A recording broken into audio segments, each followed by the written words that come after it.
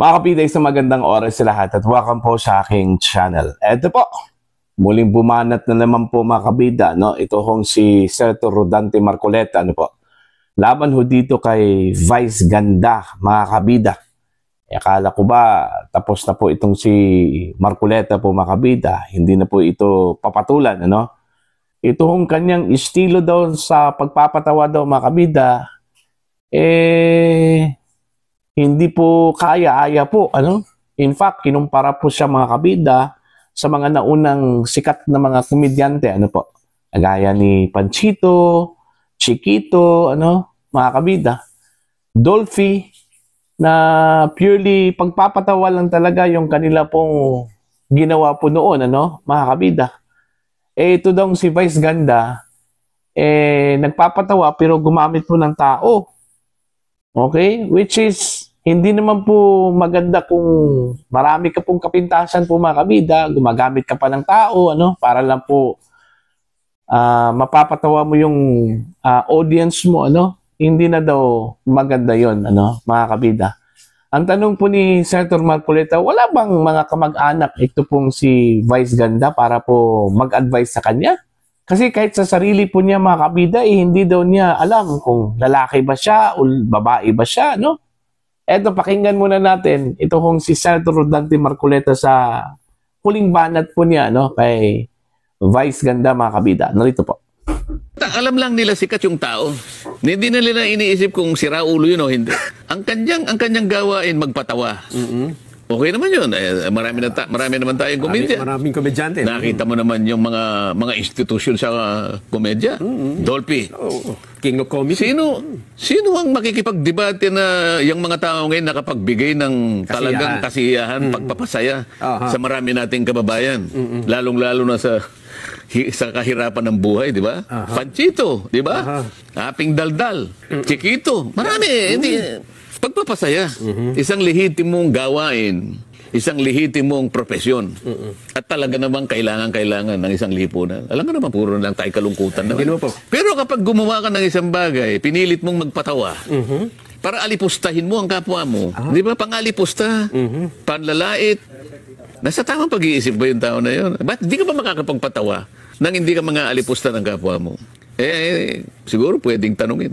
Wala bang kamag-anak yun na magpapayo sa kanya? Yun talagang tunay na kamag-anak. Kaibigan. Kaibigan kaya. Nakakaawa Di ba? Sino bang tao ang masasabi mo na walang kapintasan? Lahat naman ng tao. Tama naman. Pero wag mong gagawing katatawanan yun. Lalong-lalo na ikaw ang pinakamaraming kapintasan. Halimbawa. Sa bagay. Siya nga, may problema sa sarili niya. Hindi niya malaman kung lalaki siya o babae siya. Problema yun. Alam mo, sa psychology, ang tawag doon yung cognitive dissonance. No? Marami tayong masasabing doktrina. Ang katapos-tapusan lang yan dapat para ang ating bansa ay maging progreso. No? Lahat tayo, ano man ang profesyon natin, magpakasigasig tayo, magpakasipag tayo. Ayun po. May parto pa pala ito. Kala ko ba, tapos na po itong si Senator Marcoleta sa kanya pong rant mo mga kabida, no? Laban po kay Vice Ganda. Kasi nung unang statement po niya, hindi na raw niya papatulan ito, ano, mga kabida. Pero this time, nagpahabol pa po, ano? Siguro, hindi po niya lubos na maisip po mga kabida na sa kanyang edad, may isang tao po na nagkaroon po ng kapintasan po sa kanya, no, mga kabida. Eto, babasahin ko lang po ito hong balita mula sa ang balita ngayon. Nakakaawa muling binanatan ni Senador Rodante Marcoleta si Vice Ganda matapos gawin siyang paksa ng katatawanan sa isang concert. Iit niya, may hangganan ang pagpapatawa lalo na kung panlalait na sa kapwa. Ito yung sinabi po ni Senator Marcoleta po mga kabida, no? Sino ba ang tao na masasabi mo na walang kapintasan? Lahat naman ng mga tao meron, pero wag mong gagawing katatawanan yun. Lalong-lalo na, ikaw ay maraming kapintasan. Siya nga may problema sa sarili niya, hindi niya malaman kung lalaki siya o babae siya Dagdag pa ng senador, Wala bang kamag-anak o kaibigan yun na nagpapayo sa kanya? Nakakaawa. Ayun. Yun yung sinabi po ni Marcoleta po, mga kabida, no? Baga, nakakaawa daw si Vice Ganda kasi may problema sa sarili eh. Hindi daw niya alam kung ano ba talaga yung gender niya, lalaki ba o babae ba, no? Kasi parang yung kanya hong estilo ho ng pagpapatawa po, mga kabida, kailangan po niyang gumamit daw ng tao eh. Para po mapatawa po niya yung kanyang audience, ano? Okay, why not purely pagpapatawa lang talaga? Eh, alam naman po natin siguro, mga kabida, ito hong si Vice, eh, napakatalentado po ito, ano? Okay? So, kaya ho niyang magpatawa siguro na hindi po kailangan gumamit po ng tao. Kagaya po sa mga ginawa po niya in the past, ano? Di ba? Oh, yung estilo talaga niya, eh, gumagamit po ng tao para po gawing katatawanan po. Ilang beses na po yung ginawa po niya, mga kabida, di ba? Yung familiar incident po, yung kanyang ginawa po kay Miss Jessica Soo, ano? Yung body shaming, mga kabida, ano po? Ito na naman po, itong kay dating Pangulong Rodrigo Roa Duterte. Oh, see? Ginawa po niyang katatawanan po ang dating Pangulo po, mga kabida, kaya dami hong nagalit po sa kanya, no? Kasi unang-una po, hindi naman po niya kinonsidera po, mga kabida, yung katayuan po ng dating Pangulo, ano po, no? Why not magpapatawa na lang itong si Vice gamit yung kanyang talent eh. Na hindi po kailangan pong gumamit po ng ibang tao po, mga kabida, no? Iba na kasi pag gumamit ka po ng ibang tao, okay lang sana, mga kabida, kung in a positive way, ano? Pero kung negatibo po, okay, kumbaga susundin mo yung mga kanyang sinasabi po, mga kabida, na nakakahiya na naman po, ano, nakara sa kanya, eh hindi naman po maganda yon. Okay? Kung ang ginawa lang po ni Vice Ganda po, mga kabida, okay lang sana ginamit po niya si Digong, ano? Pero wag ko sa point, mga kabida, na parang bully na po yung dating, ano? Kasi yung kanyang ginawa, bullying po yun eh. Hindi po yun purely pagpapatawa po, mga kabida. Hindi po yun joke. Purely pambubuli na po yun. Okay? Diba? So sana po, magkaroon po ng realization, ito pong si Vice Ganda po, mga kabida. Tingnan mo, dami na pong nawala sa kanya, ano? May bali-balita nga pati daw yung Showtime tinanggal daw sa GMA. Ano po, ewan ko kung totoo ba yung balita na yon, ano po, no? Mga kabida. Oh. Yung boycott sa mga produktong ini-endorso po niya, hindi ko po alam kung may epekto ba yon, mga kabida, ano po, no? Yung pagkawala sa ilang mga followers po niya po, mga kabida, malaking bagay na po yun, di ba? Kahit na yung isang follower po natin po, mga kabida, mag-unfollow sa atin, di ba? Lalong-lalo na po kung kilala po natin. Mapatanong ka sa sarili mo, bakit kaya nag-unfollow sa akin, ano?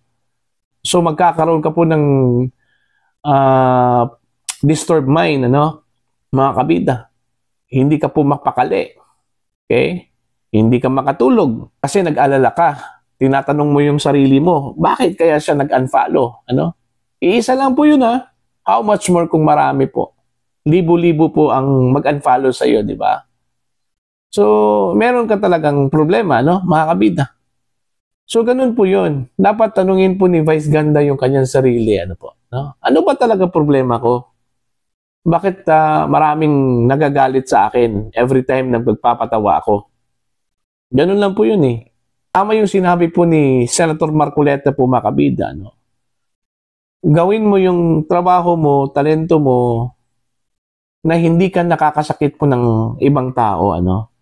Kung ang trabaho mo ay magpapatawa po sa ibang tao, magpapatawa ka lang. Okay?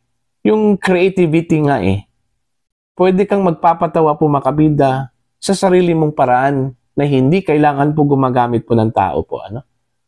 Okay? So, yun po, no? Comment lang po yun ni Senator Marcoleta po, mga kabida, no? Although, hindi naman po as in grabe na banat po niya kay Vice Ganda, no? Kagaya po ng sinabi po niya previously, ano, na po niya papatulan ito, ano? Pero ito, purely comment lang po ito. Kasi siguro na pag-usapan po ano ng kanyang mga co-host, ano po, yung nangyari po mga kabida, no? Kaya yun, nagbigay lang po siya ng kuro-kuro po ano doon, mga kabida, no? Na kailangan siguro na baguhin po ni Vice Ganda yung kanyang estilo, ano po, no? Tanungin niya yung sarili po niya, bakit ganun, okay? Kailangan bang baguhin po niya yung estilo po niya, no? Parang ganun mga kabida Diba? Pinamukha lang po ni Senator Marcoleta na hindi po sa lahat ng pagkakataon po makabida na maganda yung pagpapatawa. Lalong-lalo na po kung gumagamit ka lang po ng tao po, ano? Okay? In a negative way. Alright? Mas mainam pa rin na magpapatawa ka sa sarili mong paraan na hindi po kailangan gumagamit po ng tao po, ano? Mga kabida. So ito, I hope this will be a lesson learned para po kay Vice Ganda. Unang-una po, dapat baguhin po ni Vice Ganda yung kanyang estilo ano, sa pagpapatawa. Pangalawa po mga kabida, kailangan po siyang mag-reflect sa sarili po niya. Ano. Siguro dahil sa kanyang karanasan na hindi po maganda siguro mga kabida, kaya nag-reflect po ito sa kanyang mga ginagawa po ngayon. Ano po. Iba kasi mga kabida kung meron kang hinahanap sa buhay mo na hindi mo alam kung ano. Kasi magre-reflect kasi yan mga kabida, no? Kahit na anong gawin mo, magmamanifest po yan, ano po? Yung negative vibe, mga kabida, no? Dahil dun sa mga bagay na gusto mong hanapin, ano?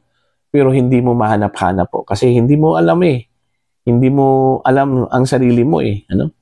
So yun lang po. Para po sa inyong opinion at pananaw, please comment down. Sa mga hindi pa po subscribers sa aking channel, please subscribe. Just click the subscribe button, click the notification bell, click all para updated po kayo makabida sa aking mga uploads. Maraming salamat po sa inyo lahat.